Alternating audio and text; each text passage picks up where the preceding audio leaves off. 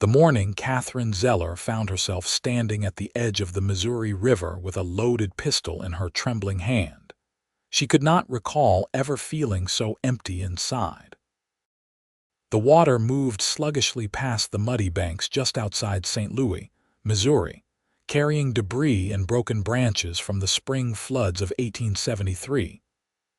Catherine watched the current with hollow eyes, the weight of the gun heavy in her palm, heavier still in her heart. 3 months had passed since cholera had taken her husband Robert, and 2 months since the bank had threatened foreclosure on their small homestead. At 24 years old, she felt ancient, worn down to nothing by grief and hardship. The modest black dress she wore hung looser now on her frame, testament to the meals she had skipped, the appetite she had lost along with everything else that had once mattered. She did not hear the horse approaching until it was nearly upon her. The sound of hooves in the soft earth made her turn sharply, the pistol instinctively hidden in the folds of her skirt. A man sat astride a dusty bay gelding, his silhouette backlit by the rising sun. He was tall in the saddle, wearing a wide-brimmed hat that shadowed his features, a faded blue shirt, and leather chaps that had seen better days. "Morning, madam," he said, his voice carrying a hint of concern as he took in her solitary figure by the river's edge.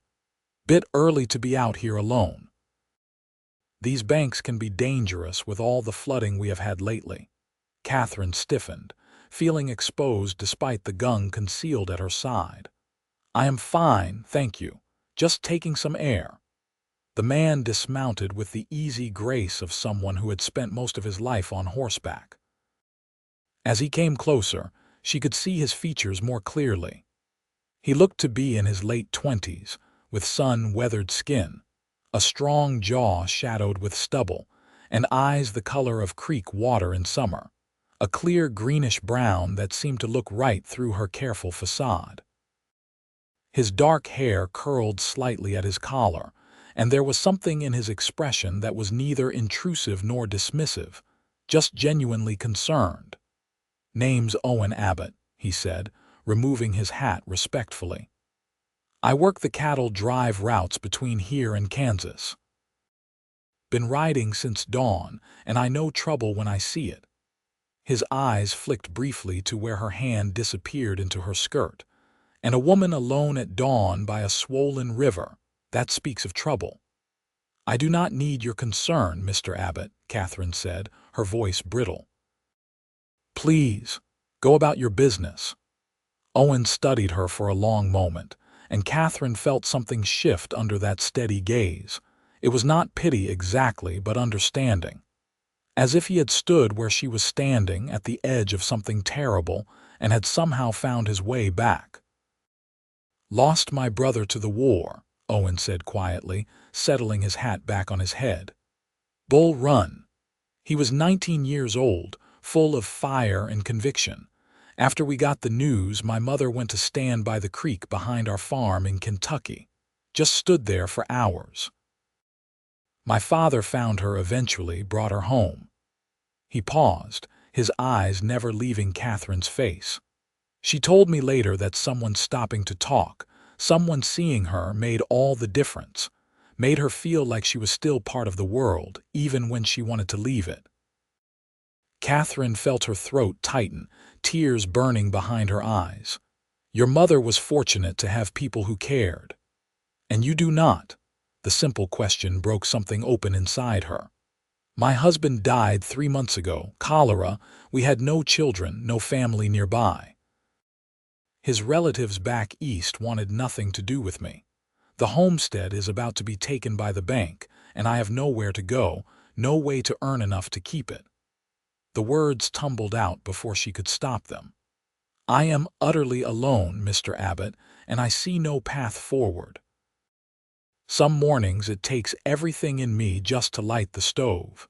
This morning, I could not even manage that much." Owen was quiet for a moment, the river filling the silence between them with its persistent murmur. Then he did something unexpected. He walked past her to the water's edge, picked up a smooth, flat stone and sent it skipping across the surface. It bounced once, twice, 3 times before sinking. "My brother taught me that," he said.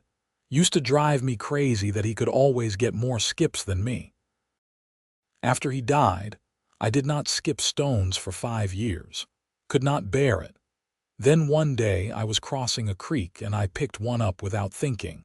Got 4 skips, and I realized that remembering him did not have to hurt quite so much. That maybe carrying the good memories forward was a way of keeping him alive." He turned back to Catherine, and his expression was open, honest. "I am not going to pretend I know what you are feeling, madam, but I do know that 3 months is not very long. And I know that the world loses something precious every time someone like you decides it is not worth staying in. Someone like me," Catherine heard the bitterness in her own voice. "Someone who comes down to the river at dawn instead of just ending it in her kitchen. Someone who is still fighting even if she does not realize it." Catherine felt the pistol's weight in her hand, hidden but suddenly burning like a coal. "I do not feel like I am fighting. I feel like I am drowning. Then maybe you need someone to throw you a rope." Owen walked back to his horse, reached into his saddlebag and pulled out a small bundle wrapped in cloth. He brought it over and offered it to her. "It is not much, some biscuits and dried beef. But you look like you have not eaten properly in a while, and nobody makes good decisions on an empty stomach." Catherine stared at the offered food, then at Owen's face. There was no judgment there, no condescension, just a simple human kindness that felt startling in its rarity. Slowly, she reached out and took the bundle, and as she did, the pistol slipped from her other hand and fell into the mud between them with a dull thud. They both looked at it. Owen bent down, picked it up carefully, and checked the chamber. "That is a lot of weight to carry," he said softly. He emptied the bullets into his palm, then offered both gun and ammunition back to her. "But maybe not today. Maybe today you just eat something and see what tomorrow brings."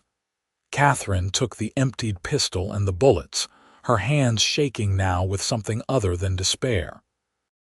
"Why do you care? You do not even know me." "True enough. But I know what it is like to hurt so bad you cannot see past it. And I know that sometimes all it takes is one person saying they see you, they know you are here and struggling to make the difference." He gestured toward the bundle of food. "Eat. Then if you are willing, you can tell me about this homestead situation. I know some people in St. Louis who might be able to help. Lawyer fellow who owes me a favor. I cannot pay a lawyer. Did I ask you to?" Owen's voice was gentle but firm.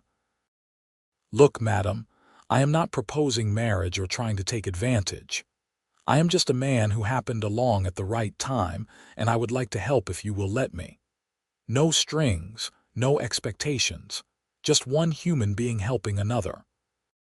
Catherine unwrapped the cloth with trembling fingers and bit into one of the biscuits. It was plain and a bit dry, but it was the first food that had tasted like anything in weeks. She ate slowly while Owen stood a respectful distance away, looking out at the river as if giving her privacy and her vulnerability. When she had finished, she found her voice again. "My name is Catherine Zeller. The homestead is about 12 miles west of the city. 40 acres, a cabin, a small barn. My husband and I worked it for 3 years. After he died, I tried to keep up, but I could not manage the planting on my own, and I had no money to hire help. The bank says I have until the end of May to pay what I owe or they take the land." "How much time is that?" 3 weeks. Owen nodded slowly, turning back to face her. "And how much do you owe?" $215. It might as well have been $2 million for all the chance she had of raising it. "That is a substantial sum," Owen admitted, "but not impossible." "What are you good at, Catherine? What skills do you have?" The question surprised her. "Skills? I can sew, do laundry, cook well enough. I can read and write and do figures. I helped my husband with the account books." She heard how inadequate it sounded, how small. "Reading, writing, and figures," Owen repeated, his expression thoughtful. "That is more than most folks can claim. And sewing, that is valuable. St. Louis is growing fast, lots of people coming through. There is always need for someone who can handle books or work with fabric." He paused. "I might have an idea, but it would require you trusting a complete stranger, at least a little bit." Catherine studied him, this man who had appeared out of the dawn like something from a fever dream. Everything about him suggested he was exactly what he claimed, a working cowboy, weather-beaten and honest. But more than that, there was a quality in his eyes that made her want to trust him, a fundamental decency that seemed to shine through. "What is your idea, Mr. Abbott?" "Owen, please." "Mr. Abbott was my father." He smiled slightly. "There is a woman in St. Louis, Harriet Monroe, who runs a dress shop on Market Street. She is always complaining about needing skilled seamstresses but not being able to find reliable ones. If you are as good with a needle as you say, she would probably hire you on the spot. The pay is not grand, but it is steady. Between that and what you might earn taking in laundry or doing bookkeeping for some of the smaller merchants, you might be able to scrape together what you need." "In 3 weeks." Catherine heard the hope in her voice and hated it, hated how easily this stranger had rekindled something she had thought extinguished. "It would be tight," Owen admitted, "but I could front you a bit to get started, maybe $50 against future earnings. And like I said, I know a lawyer who might be able to negotiate with the bank, buy you a little more time." "Why would you give $50 to someone you just met?" Owen was quiet for a moment, his gaze drifting back to the river. "Because 5 years ago, I was drinking myself to death in a saloon in Abilene, trying to drown the memories of my brother and all the ways I felt I had failed him. A man I had never met, a preacher passing through, sat down next to me and talked to me for 3 hours. Did not preach, just talked. Told me stories about his own losses, his own struggles. When he left, he paid my tab and gave me $20, told me to use it to get myself somewhere better, somewhere I could start fresh. I have been trying to pay that forward ever since." Catherine felt something crack open in her chest, some frozen place beginning to thaw. "I do not know if I can do this. I do not know if I am strong enough. You made it through 3 months after losing your husband. You kept the homestead going as long as you could. You got up this morning and put on your dress and walked down here instead of just giving up in your bed." Owen's voice was steady, certain. "You are stronger than you think, Catherine. You just need a reason to keep going forward and maybe a little help getting started." She looked at him, really looked at him, and saw something she had not expected to see again. Possibility. Not certainty, not promises of easy solutions, but the simple possibility that tomorrow might be bearable and the day after that and the day after that. "All right," she heard herself say. "All right, I will try." Owen's smile was like sunrise. "Good. That is all anyone can ask. Now, do you have a way back to your homestead, or did you walk here?" "I walked." "Then let me give you a ride. My horse can carry double for 12 miles, and it will save you the energy. You are going to need it for what comes next." Catherine found herself nodding, allowing this stranger to help her up onto his horse, settling behind the saddle while he swung up in front of her. She had to hold onto his waist for balance, and even through the fabric of his shirt she could feel the solid warmth of him, the realness of another human being. As they rode away from the river, Catherine looked back once at the place where she had stood with a loaded gun, ready to end everything. Already it seemed impossibly distant, as if it had happened to someone else entirely. The morning sun was climbing higher now, burning off the mist, and the world looked different in its light, still hard, still challenging, but no longer quite so impossible. "Tell me about your husband," Owen said as they rode, his voice gentle. "If you want to, I mean. Sometimes it helps to talk about the people we have lost." And so Catherine did. She told him about Robert, about how they had met at a church social in Ohio, how he had courted her with wildflowers and badly written poetry, how they had married and headed west with dreams of building something together.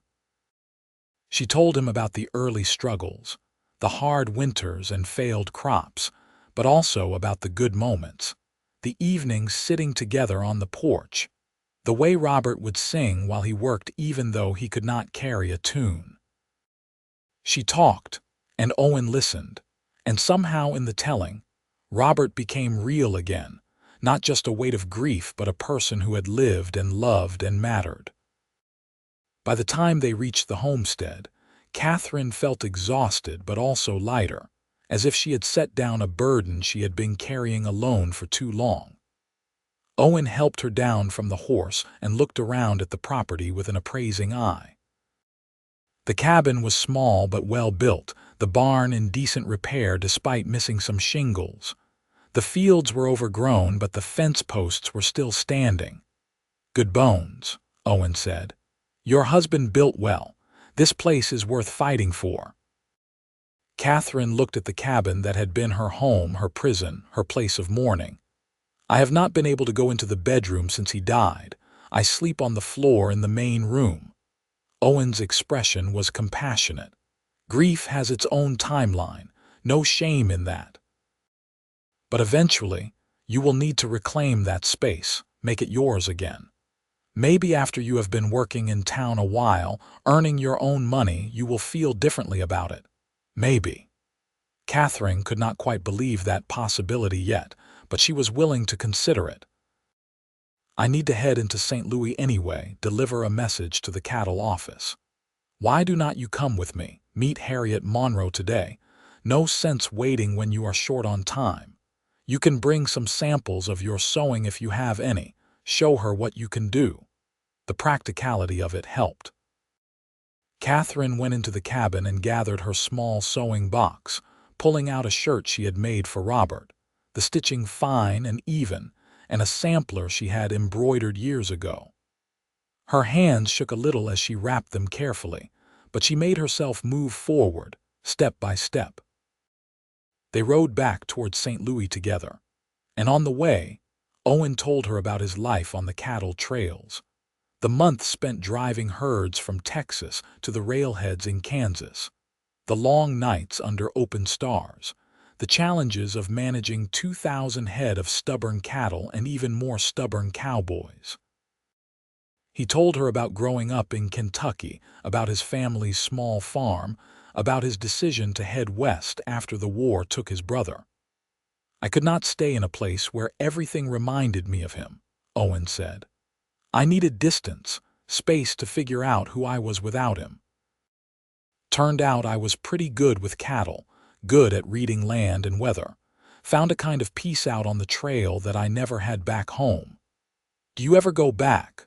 Once a year, usually around Christmas. My parents are getting older and they deserve to see their remaining son. But Kentucky does not feel like home anymore. The West does, the open spaces and the constant moving forward. That sounds lonely." Owen considered this. "Sometimes it is, but it is also free. No one out here cares much about who you were before, only who you are now and whether you can be counted on. There is something clean about that." They reached St. Louis by mid-morning, the city bustling with activity. The streets were muddy from the recent rains, crowded with wagons and horses and people going about their business.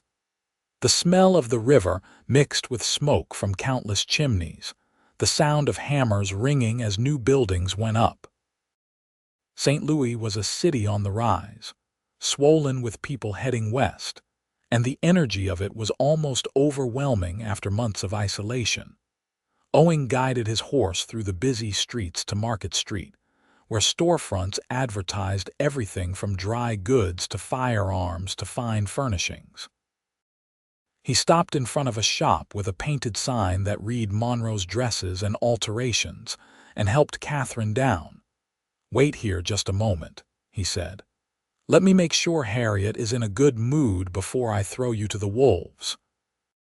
He went inside while Catherine stood on the wooden sidewalk, clutching her bundle of sewing samples and trying not to feel terrified. Through the shop window, she could see bolts of fabric in various colors, dress forms displaying the latest fashions, and a large woman with steel gray hair gesturing emphatically as she spoke to Owen. After a few minutes, Owen emerged with the gray-haired woman beside him. She was in her 50s, Catherine guessed, with sharp eyes behind wire-rimmed spectacles and a no-nonsense expression. "So you are the widow Owen tells me about," Harriet Monroe said without preamble. "He says you can sew. Every woman in Missouri claims she can sew. Show me what you can actually do." Catherine unwrapped her samples with trembling hands and presented them. Harriet took the shirt and examined it with the intensity of a jeweler appraising a diamond, studying the stitches, the seams, the buttonholes. She held it up to the light, turned it inside out, made small humming noises that gave nothing away. Finally, she set it down and picked up the embroidered sampler. This she studied even more carefully, tracing the delicate stitches with one finger. "You did this?"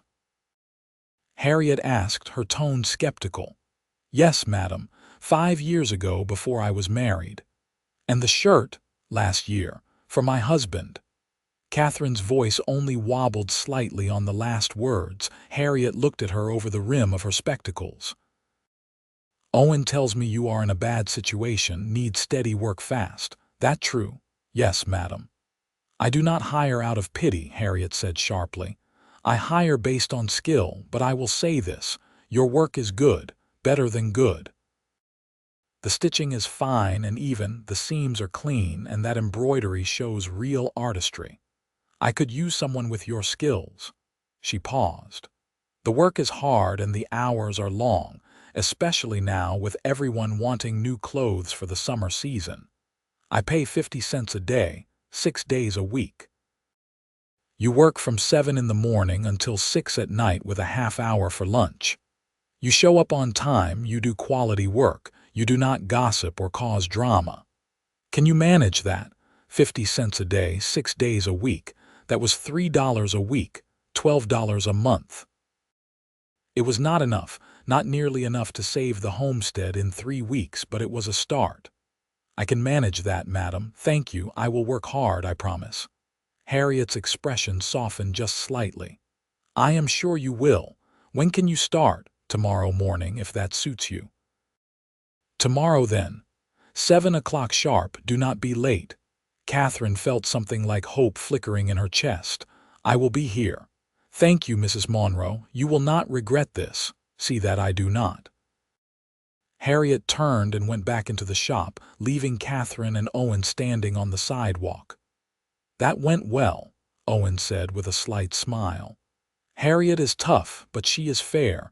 If you do good work, she will value you." "It is not enough," Catherine said, the mathematics already running through her head. "Even if I work every day for 3 weeks, it is not nearly enough to pay what I owe." "No, it is not," Owen agreed. "But it is a foundation. Come on, let me buy you lunch and we will figure out the rest." He took her to a small restaurant on a side street, a modest place where working people gathered for cheap but filling meals. They sat at a corner table, and Owen ordered stew and bread for both of them.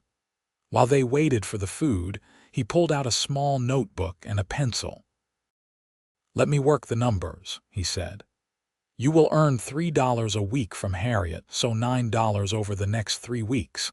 That leaves you $206 short. I can lend you 50, which brings it down to 156. Still a lot, but more manageable." "How is that manageable?" Catherine felt despair creeping back in. "Because you have other options. Laundry work in the evenings, you could probably get another $1 or $2 a week doing that. Bookkeeping for small merchants on Sundays, maybe another $1 or $2. That is another $12, so we are down to $144. Catherine shook her head.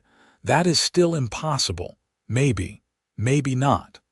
Owen tapped the pencil against the notebook. I told you I know a lawyer fellow named Thomas Garrett. He has helped me out of a few scrapes over the years. Let me talk to him about negotiating with the bank. Sometimes they would rather extend the loan than go through the trouble of foreclosure. If he can buy you another month or two between your wages and the extra work, you might actually pull this off. And if the bank says no, Owen met her eyes steadily, then we will figure out something else. There is always another option, Catherine, always.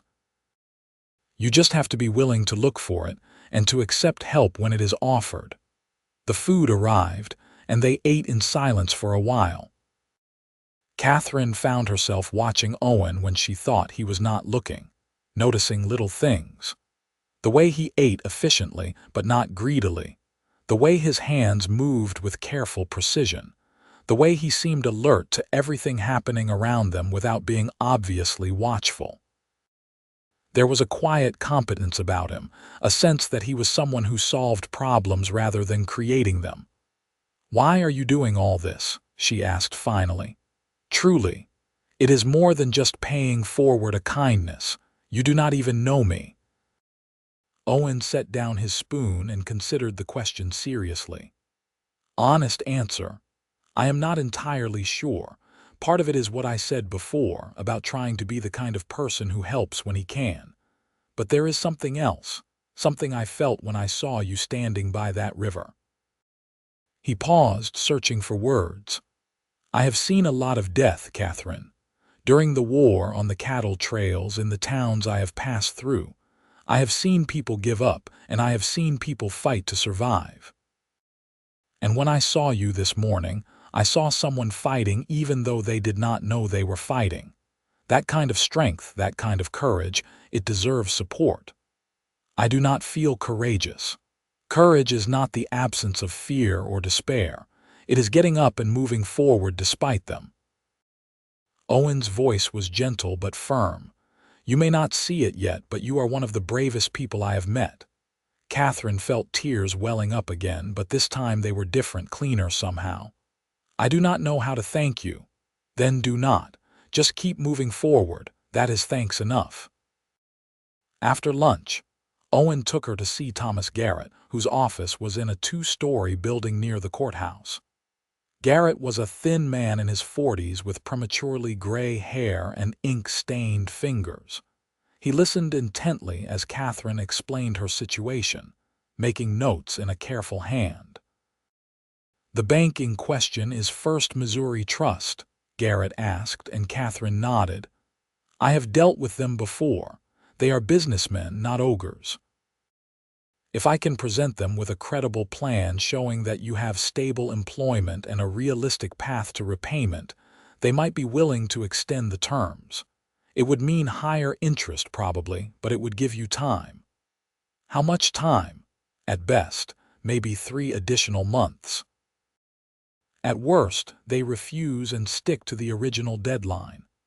Garrett studied her over his glasses. "But it is worth trying, especially since Owen here is willing to vouch for your character. That counts for something." "It does," Garrett smiled slightly. "Owen Abbott is known in certain circles as a man of his word. If he says you are reliable, people tend to believe him." They left Garrett's office with a plan. The lawyer would approach the bank in the morning with a proposal. In the meantime, Catherine would start work at the dress shop and begin looking for additional income opportunities. Owen would front her the $50 he had promised, enough to make an initial payment to the bank as a show of good faith. As the afternoon shadows grew long, Owen rode Catherine back to her homestead. The day had been exhausting but also strangely energizing. For the first time in months, Catherine felt like she was doing something rather than just enduring.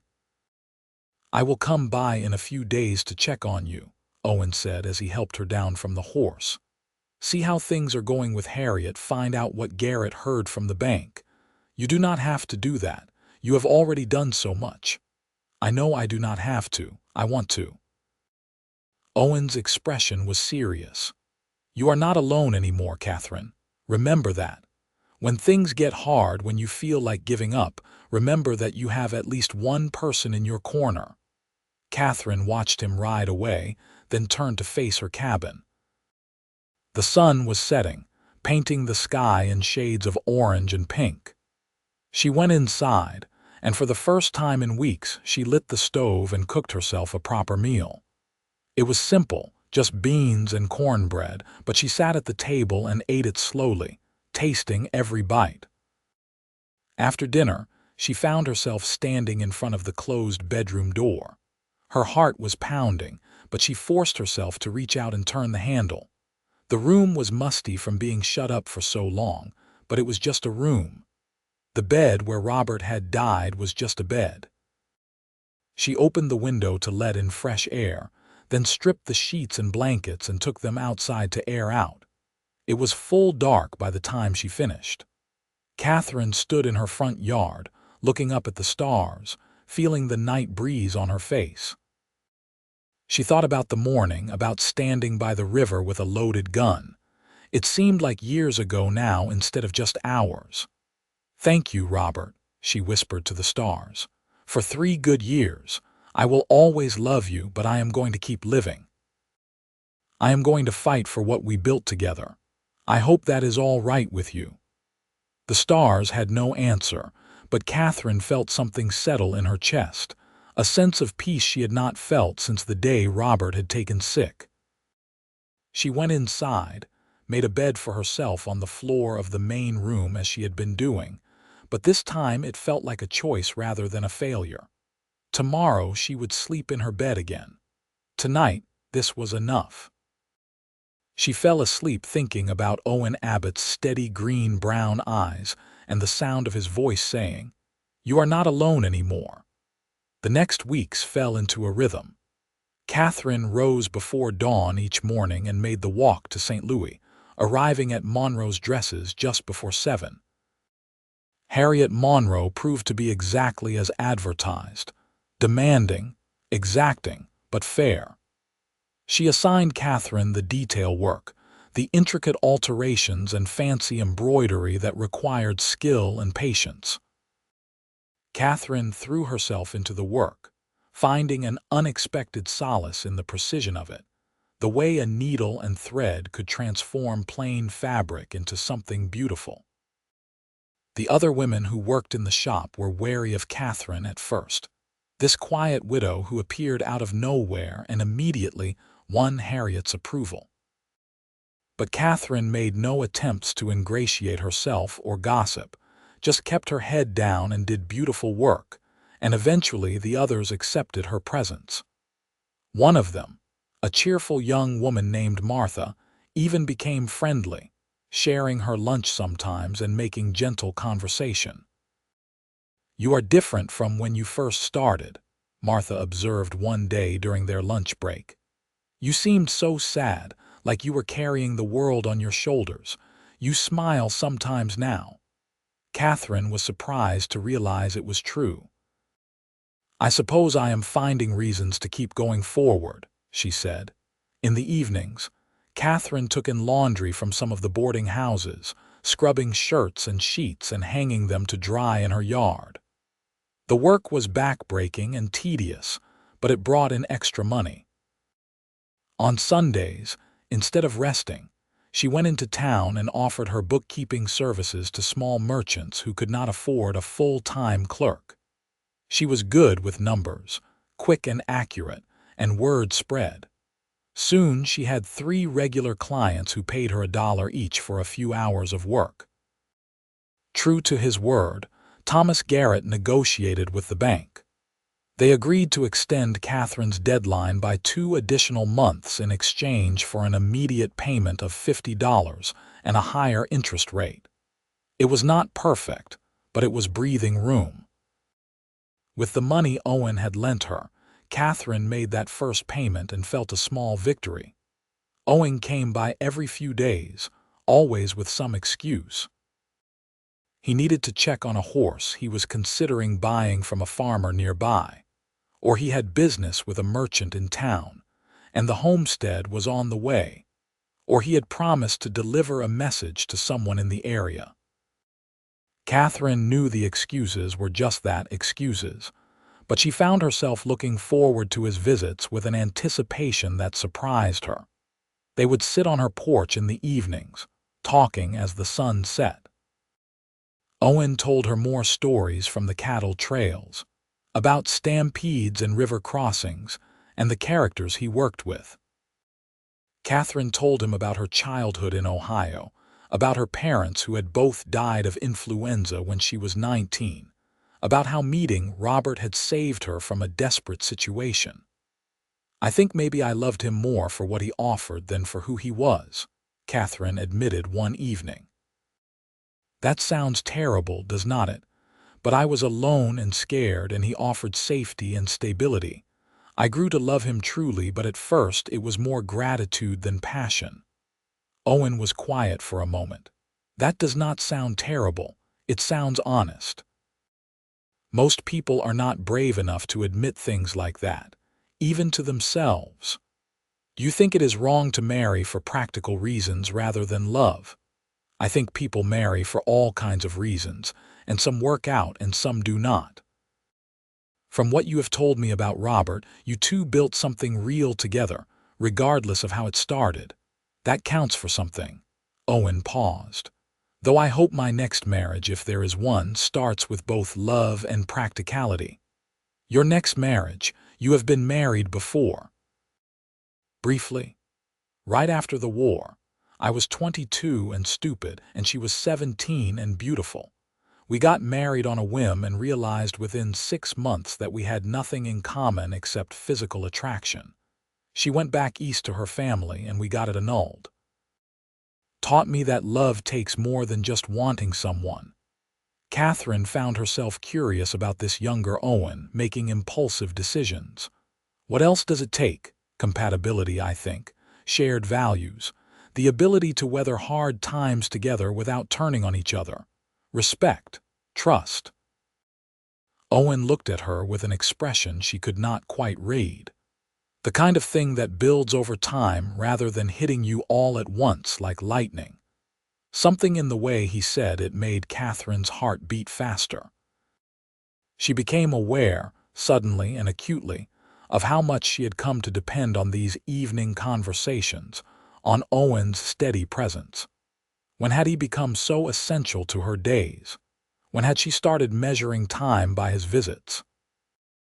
"You have been very generous with your time," Catherine said, deflecting from feelings she was not ready to examine.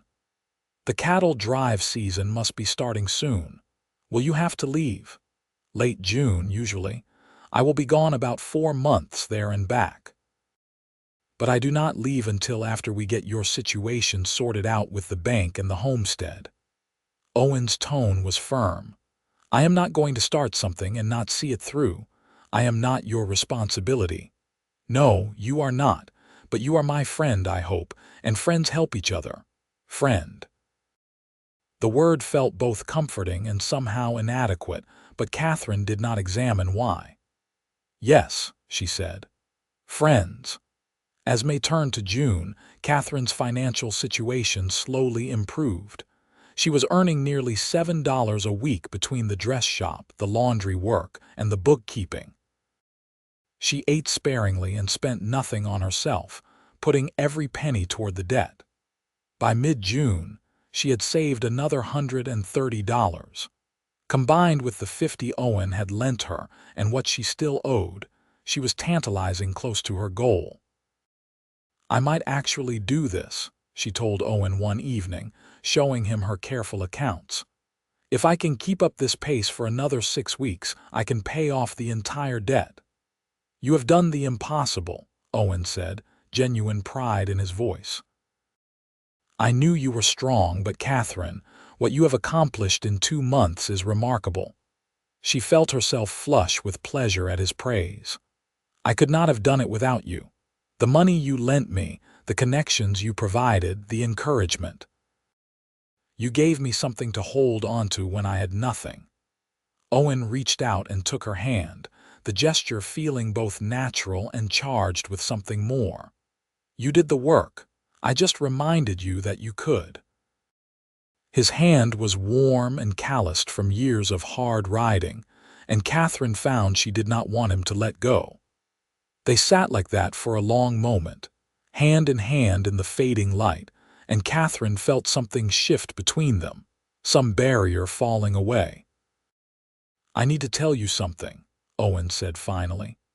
"I have been putting it off because I did not want to complicate things while you were dealing with everything else. But I am leaving in 2 weeks for the cattle drive, and I need to say this before I go." Catherine felt her heart start to pound. "What is it?"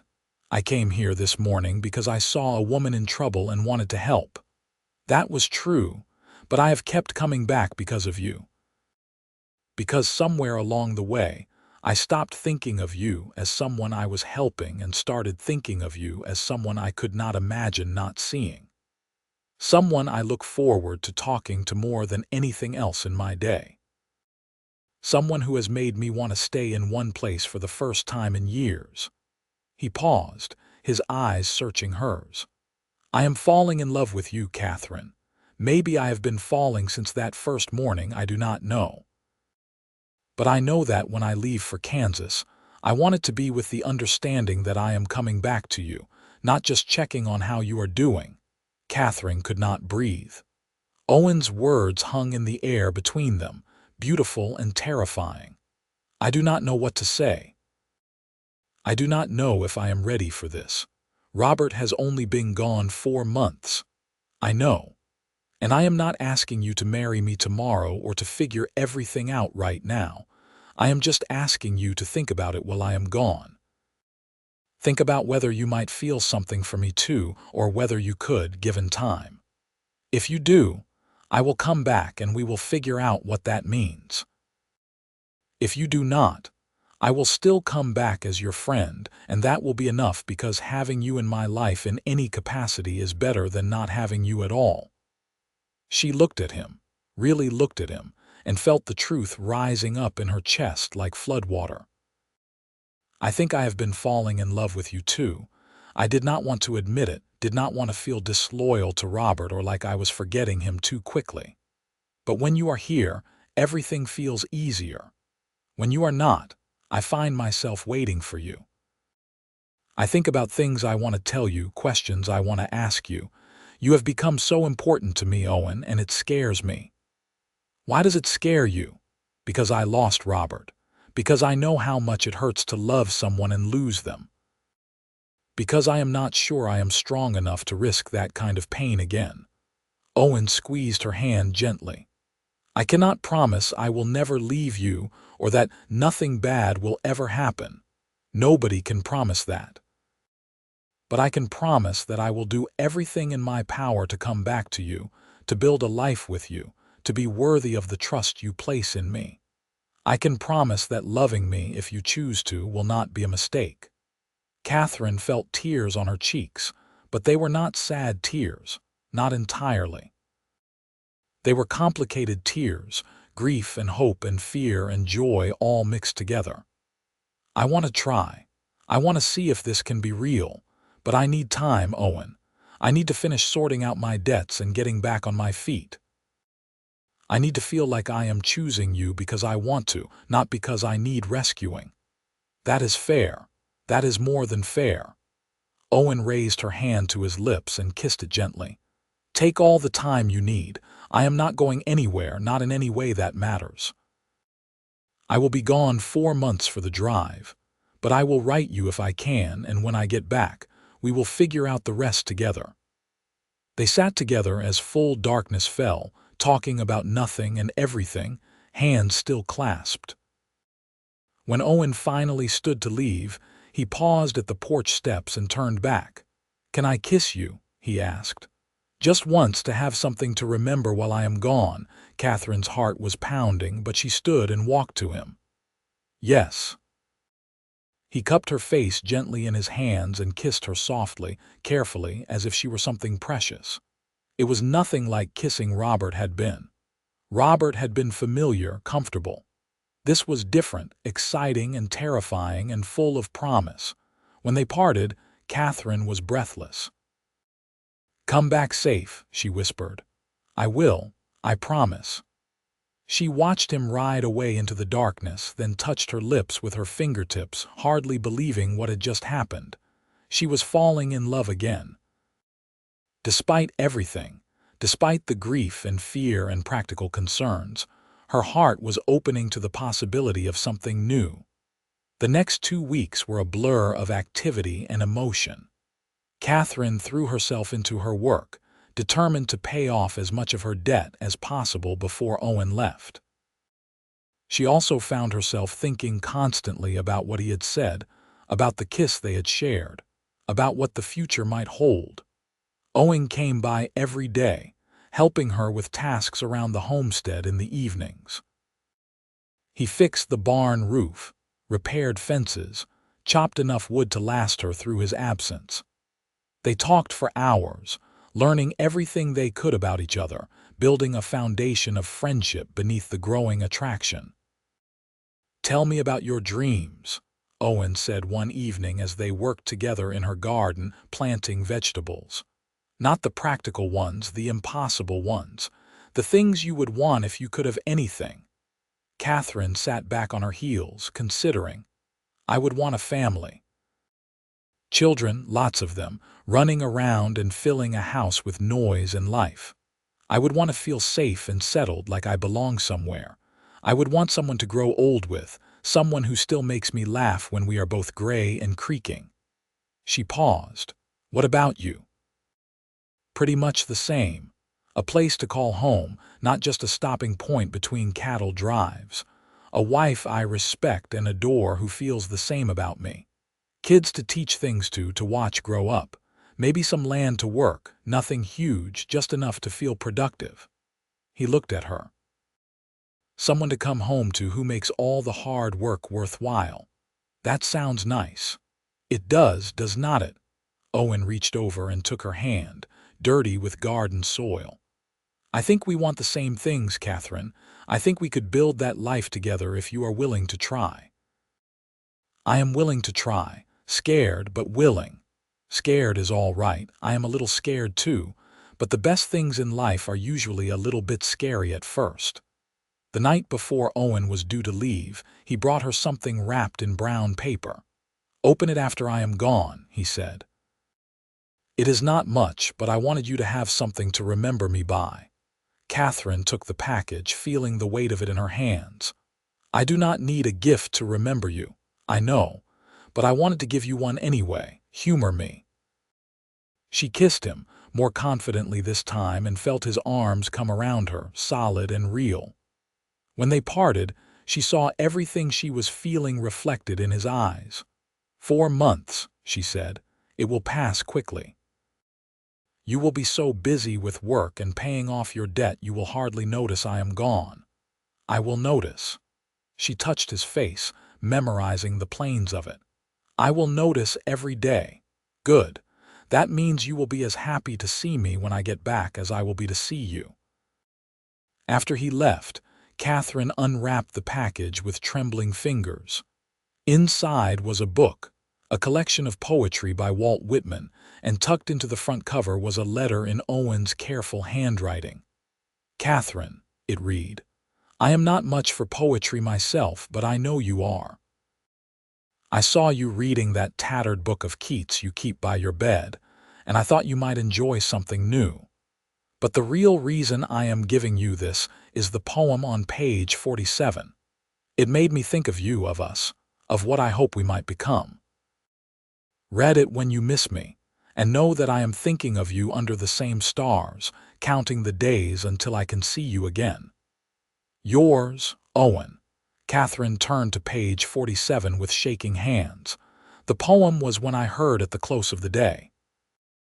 She read it through once, then again, her vision blurring with tears. It was about finding joy not in accolades or achievements, but in the presence of the one you loved, in the simple fact of their existence in your life. She pressed the book to her chest and let herself cry, not from sadness, but from the overwhelming realization that she had fallen completely, irrevocably in love with Owen Abbott. The next morning, Catherine woke before dawn and walked into St. Louis, but instead of going straight to the dress shop, she stopped by the post office. There, she purchased paper and an envelope and wrote Owen a letter, her hand moving quickly before she could second-guess herself. "Owen," she wrote, "I read the poem. You were right, it made me think of us. I want you to know that I am not just willing to try anymore. I am certain. When you come back, I want to build that life we talked about. I want the home and the family and the growing old together. I want all of it with you. Be safe. Come home to me. All my love, Catherine." She addressed it to the cattle office in Kansas where Owen had told her he could be reached and sent it off, feeling lighter than she had in months. The months Owen was gone were the hardest and most rewarding of Catherine's life. She worked from before dawn until after dark most days, but the work had purpose now. She was not just surviving but building towards something. By late July, she had paid off her entire debt to the bank. Thomas Garrett helped her file the paperwork, and Catherine stood in the bank with the final payment in her hands, feeling like she could fly. "The homestead is yours, free and clear," the bank manager said, stamping the documents. "Congratulations, Mrs. Zeller. Not many people in your position could have pulled this off." Catherine thought about the morning she had stood by the river with a loaded gun and felt a rush of gratitude so intense it was almost painful. She had pulled this off. With help, yes, but ultimately through her own determination and hard work. She had saved herself and in doing so had become someone new, someone stronger. She continued working at the dress shop and doing laundry in the evenings, saving every penny now for improvements to the homestead, and for the life she hoped to build with Owen. She bought a few chickens and started tending them, repaired the cabin's front steps, planted flowers in front of the house for the first time in years. Letters from Owen arrived sporadically, sent whenever he passed through a town with a post office. They were not long or eloquent, but they were honest and warm, filled with small details of his days and frequent assurances that he was thinking of her, missing her, counting the days until he could see her again. "We had a stampede last night," one letter read. "Lost about 50 head over a cliff before we got them settled down. Nobody hurt, thank God, but it was close. Made me think about what you said about loving someone and risking loss. I understand it better now. The fear is real, but Catherine, the alternative is worse. Going through this life without love, without connection, that is a different kind of death. I would rather have 1 year loving you than 50 years feeling nothing. Come back to this idea when you doubt yourself. I am coming home and we are going to have our life together. I promise." Catherine kept every letter, reading them over when the work got hard or the loneliness felt overwhelming. She wrote back faithfully, telling him about her progress, about paying off the debt, about the small improvements she was making to their future home. She told him about her days, her hopes, her certainty that they were doing the right thing. Martha from the dress shop noticed the change in Catherine. "You are in love," she said one afternoon with a knowing smile. "I can see it in the way you smile when you think no one is looking. Who is he?" Catherine felt herself blush. "His name is Owen. He is a cowboy working the cattle trails. He saved my life." "How romantic. When will you see him again?" "Late October, if all goes well." And then, Catherine smiled. "And then we start our life together." October arrived with cool winds and brilliant fall colors. Catherine marked off the days on a calendar Owen had left her, her anticipation growing with each passing day. She cleaned the cabin from top to bottom, made new curtains, aired out all the bedding. She wanted everything perfect for when he returned. On the 23rd of October, she was working in the garden when she heard hoofbeats. Her heart leaped, and she dropped her trowel and ran around the side of the cabin. There, riding toward her through the golden afternoon light, was Owen. He looked thinner, more weathered, but his smile when he saw her was radiant. He swung down from his horse before it had fully stopped, and Catherine ran to him, throwing herself into his arms. He caught her and held her tight, his face buried in her hair. "You are here," she whispered, hardly believing it. "You are really here. I promised I would come back. Did you doubt me?" "Not for a moment." She pulled back just enough to look at his face. "Well, maybe a few moments, but you are here now, and that is all that matters." Owen cupped her face and kissed her, deeply this time, without hesitation or uncertainty. Catherine kissed him back with 4 months of longing and love, and when they finally broke apart, both were breathless and laughing. "I have so much to tell you," Catherine said. "I paid off the debt. The homestead is mine, free and clear. I have been fixing it up, making it into a real home. And I have been saving money, quite a bit of it actually. I thought we could use it to buy livestock or seed or whatever we need to make this place productive." "Slow down," Owen said, laughing. "I just got here. We have all the time in the world to talk about practical things. Right now, I just want to look at you and remember what it feels like to be happy." They went inside, and Catherine made coffee while Owen told her about the drive. It had been hard but successful. He had saved most of his wages, several $100s that would add to their nest egg. They sat at the table, hands clasped, making plans and dreaming out loud. "I am done with the long drives," Owen said. "I have enough money saved now, and with what you have put aside, we can buy cattle of our own. Start a small herd here. It will be hard work, but we will be together. That matters more than anything else. Are you sure? I do not want you to give up something you love for me." "I am not giving it up. I am trading it for something better. I love the trail, but I love you more. And the idea of waking up next to you every morning, building something permanent together, that is worth more than all the cattle drives in the world." Catherine felt tears welling up, the happy kind. "I love you so much, Owen Abbott." "I love you too, Catherine Zeller, which brings me to something I have been wanting to ask you for 4 months." Owen reached into his pocket and pulled out a simple gold band. "It is not fancy and it is not new. It was my grandmother's. But it is real and it is given with all my heart. Catherine, will you marry me? Will you let me spend the rest of my life proving that you were right to choose me?" "Yes," Catherine said, her voice breaking with emotion. "Yes, absolutely yes."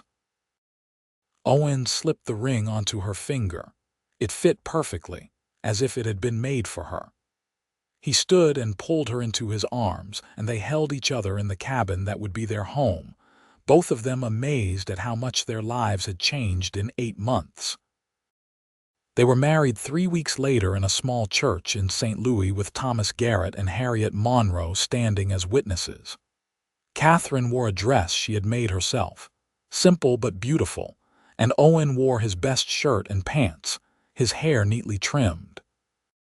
The ceremony was brief and traditional, but when the preacher pronounced them husband and wife and Owen kissed her, Catherine felt like she had finally come home. Harriet had closed the shop for the afternoon, so all the women who worked there could attend, and they threw a small celebration afterward in the room above the dress shop.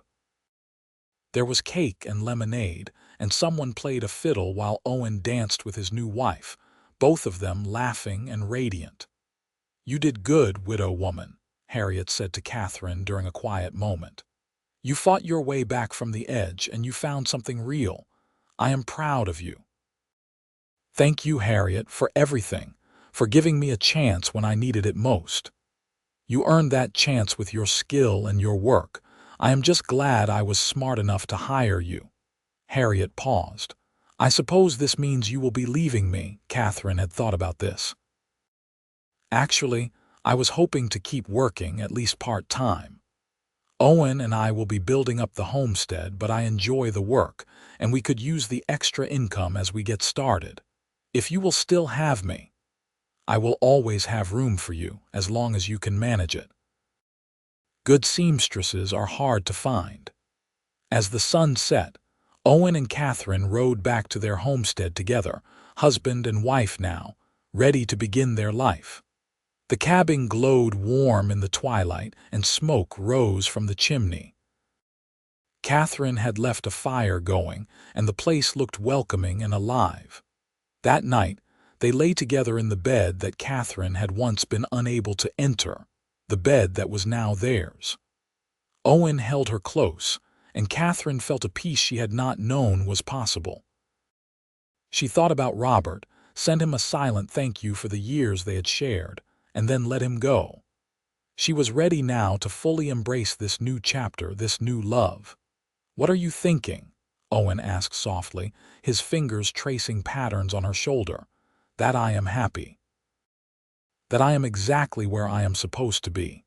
That you saved me, Owen, in every way a person can be saved. You saved yourself, Catherine. I just reminded you that you could, but I am glad I was there to see it. I am glad I get to be here for the rest of it." They talked late into the night, making plans for the spring planting, for the cattle they would buy, for the children they hoped to have. They talked about building additions onto the cabin, about maybe getting a dog, about all the ordinary beautiful things that make up a life. In the months that followed, they worked side by side to turn the homestead into a thriving farm. Owen proved to be as skilled with farming as he had been with cattle, and Catherine's careful management of their finances meant they could afford to invest in good seed and healthy livestock. They bought 6 cows and a bull, started a vegetable garden that produced more than they could eat themselves, and began selling eggs and butter in St. Louis. Catherine continued working at the dress shop 2 days a week, and Owen took occasional jobs helping with cattle drives or horse breaking when they needed extra cash. But mostly, they worked together on their own land, building their own future. By the following spring, Catherine discovered she was pregnant. The news filled them both with joy and no small amount of terror. Owen became even more protective, constantly worrying about her, while Catherine laughed at his concern and continued working as hard as ever until her belly made it difficult. "You have to slow down," Owen said one afternoon, finding her carrying a heavy basket of laundry. "I am pregnant, not ill. Women have been doing this since the beginning of time." "Yes, but they were not carrying my child. You are precious cargo now." "I was precious cargo before too, or so you have told me repeatedly." Owen grinned. "True, but now you are double precious, you and the baby both." Their son was born in December of 1874, in the cabin with a midwife from St. Louis attending. The labor was long and difficult, and there were moments when Owen, waiting outside in the cold, thought he might lose his mind with worry. But finally, he heard the thin wail of a newborn and the midwife called him inside. Catherine was exhausted, her hair plastered to her forehead with sweat, but she was smiling. In her arms was a tiny, red-faced infant with a shock of dark hair. "Meet your son," she said softly. Owen approached carefully, as if afraid he might break something. He looked down at the baby and felt his heart expand in a way he had not thought possible. "He is perfect. You are perfect. I cannot believe we made this. What should we name him?" They had discussed names but never settled on anything. Owen looked at his wife and his new son, at the life they had built together, and he knew. "Robert. We should name him Robert after your first husband. He was a good man and he helped make you who you are. That deserves to be honored."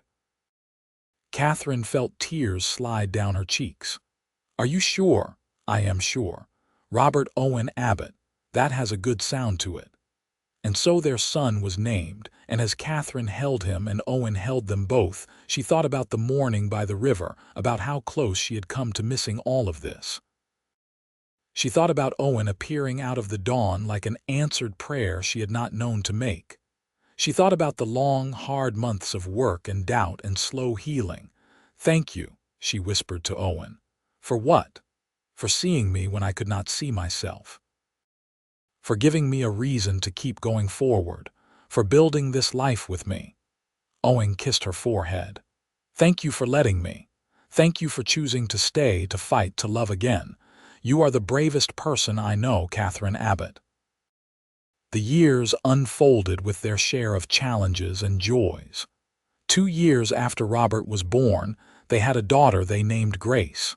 3 years after that, another son, Thomas.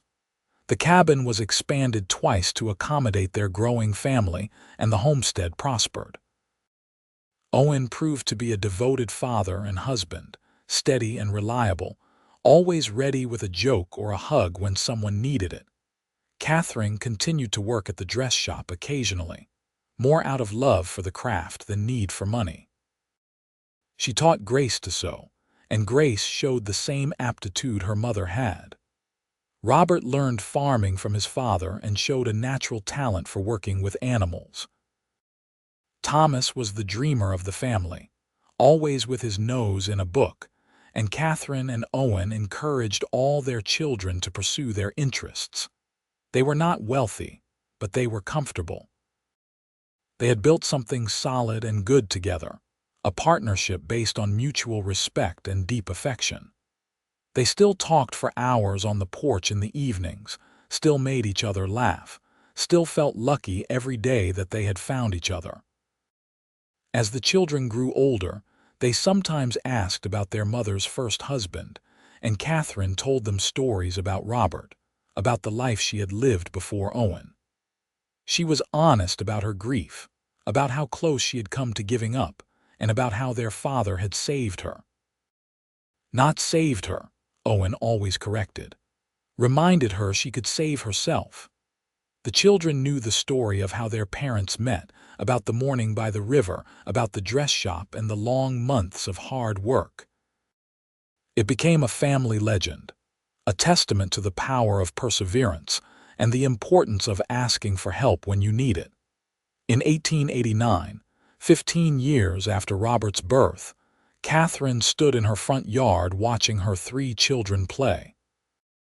Robert was 19 now, tall and strong like his father, preparing to take over more of the farm operations. Grace was 17, engaged to a good man from town who worked at the bank.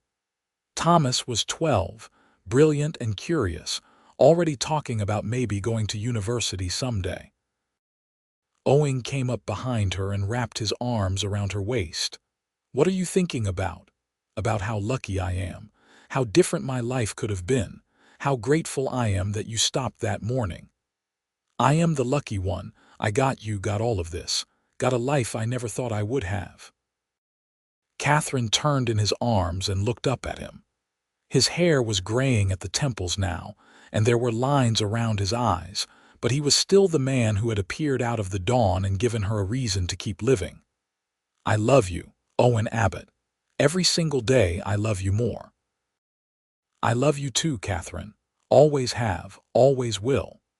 They kissed, comfortable and familiar and still, after all these years, full of passion. The children made exaggerated gagging sounds, but they were smiling. This was their family, built on love and hard work and second chances. As the sun set over their homestead, painting the sky in shades of orange and gold, Catherine felt complete. She had survived the worst that life could throw at her and had come out the other side stronger. She had built a new life, a better life, and she had done it with a man who saw her, truly saw her, and loved what he found. The girl who had stood by the river with a loaded gun was gone, replaced by a woman who knew her own strength. And Catherine was grateful for every moment that had led her here, even the dark ones, because they had brought her to this place, this family, this love. Years continued to pass in their gentle rhythm. Robert married a smart young woman from a neighboring farm, and they built a house on the far corner of the homestead property. Grace and her banker husband moved to Kansas City, but visited often, bringing grandchildren that filled the cabin with noise and joy. Thomas did indeed go to university, studying literature and history, eventually becoming a teacher. Owen and Catherine grew old together, exactly as they had dreamed. Their hands became gnarled with arthritis, their steps slower, but their love remained constant. They still sat on the porch in the evenings, still talked for hours, still found comfort and joy in each other's presence.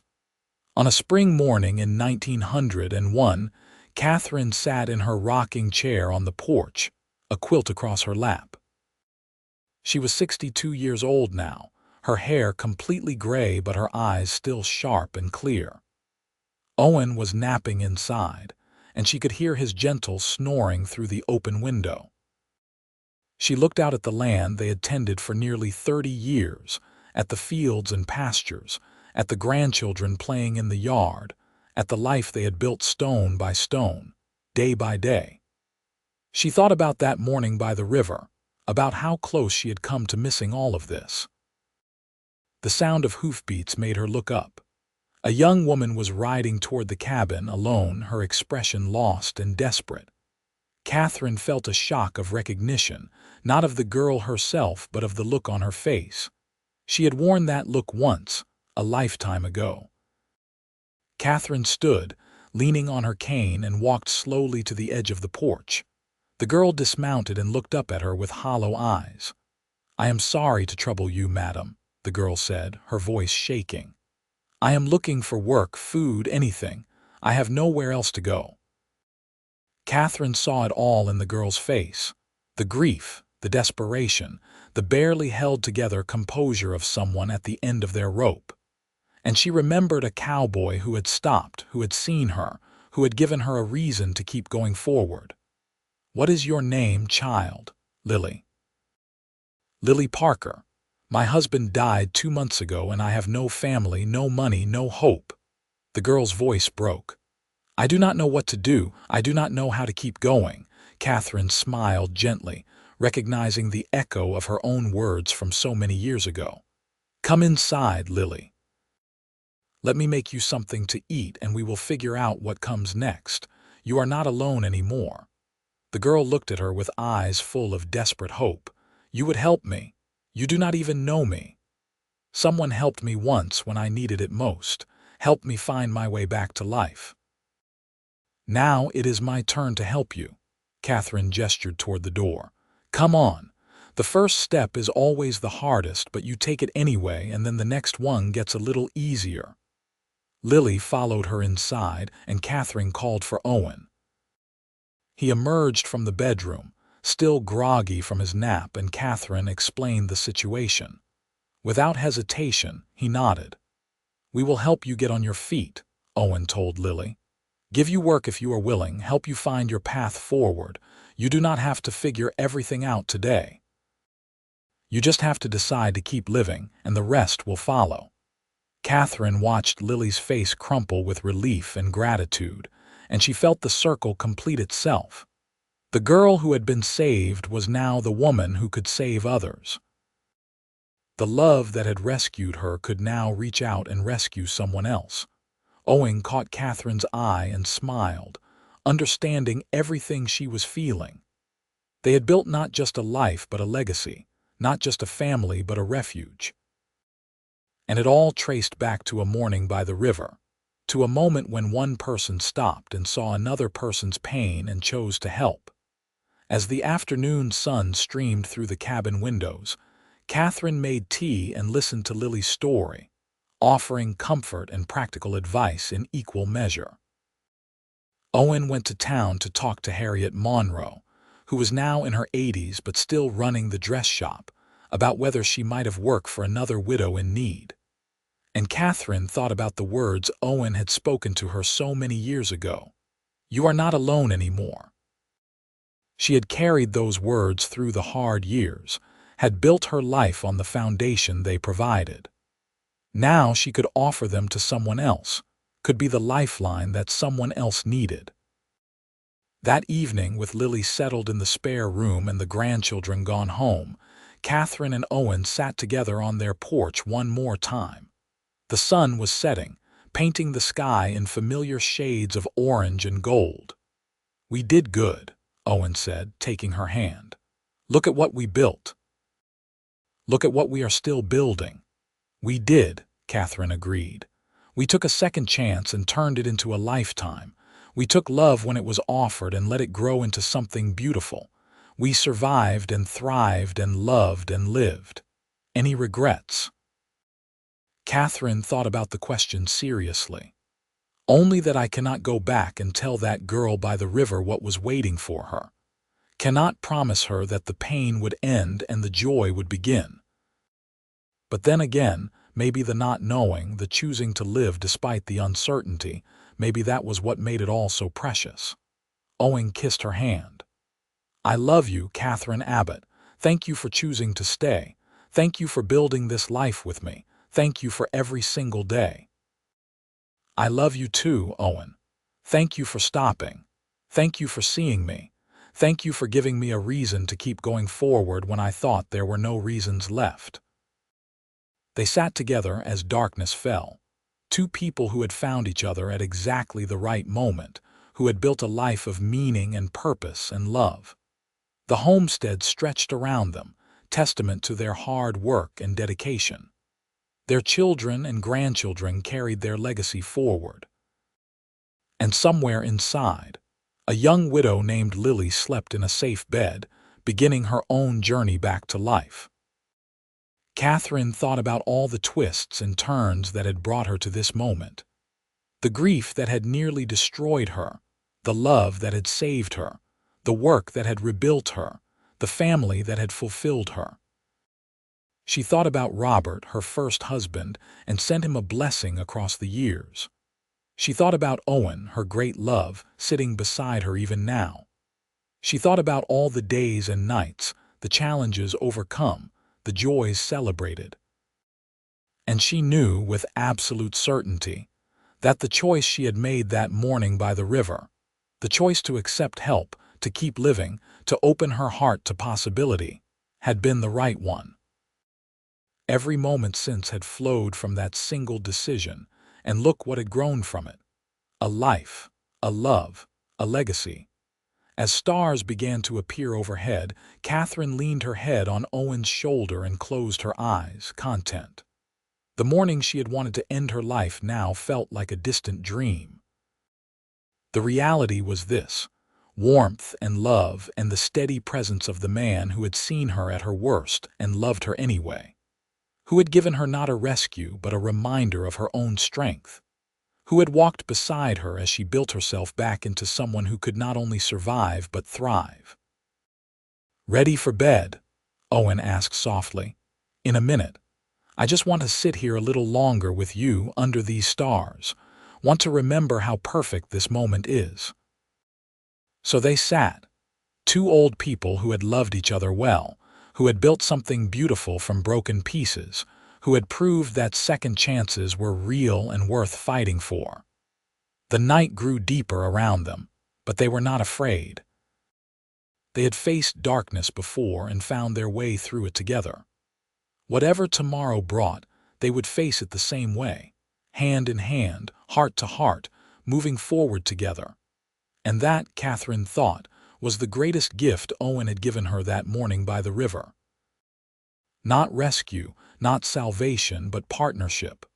The knowledge that she would never have to face the darkness alone again. That whatever came, they would weather it together. That love, real love, was not about one person saving another but about two people choosing each other every day, in good times and bad, and building a life brick by brick, day by day. Until suddenly you look around and realize you have created something extraordinary. The wind whispered through the trees, carrying the scent of growing things, of earth and new life. Inside the cabin, Lily slept the deep sleep of someone who had been given hope after despair. In town, their children lived their lives, carrying forward the lessons their parents had taught. On neighboring farms, Grandchildren grew and learned and became themselves. And on the porch of a homestead in Missouri, two people who had found each other in the darkest moment and had chosen love sat together under the stars and counted their blessings. They had fought for their happiness, had earned every moment of peace and joy. They had survived loss and hardship and had come out the other side stronger and more grateful. Catherine squeezed Owen's hand and felt him squeeze back. A silent conversation that needed no words. "I love you. I am grateful for you. I choose you. I would do it all again." As they finally rose to go inside to sleep in the bed they had shared for nearly 30 years, Catherine sent one last thought back across the decades to that girl by the river. Hold on. Help is coming. Life is coming. Love is coming. You cannot see it yet, but it is there, waiting for you to be brave enough to reach for it. And when you do, oh, when you do, the life that unfolds will be more beautiful than anything you can imagine. The cabin door closed behind them with a soft click, and the homestead settled into peaceful sleep. Tomorrow would bring new challenges and new joys, but that was tomorrow. Tonight, there was love and gratitude and the quiet satisfaction of a life well lived, and that was more than enough. That was everything